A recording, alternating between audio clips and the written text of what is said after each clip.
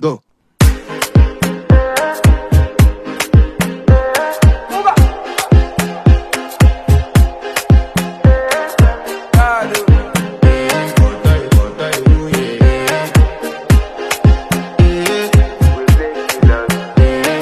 To flex my love, I want to impress, and I want to carry my love away to a place she loves.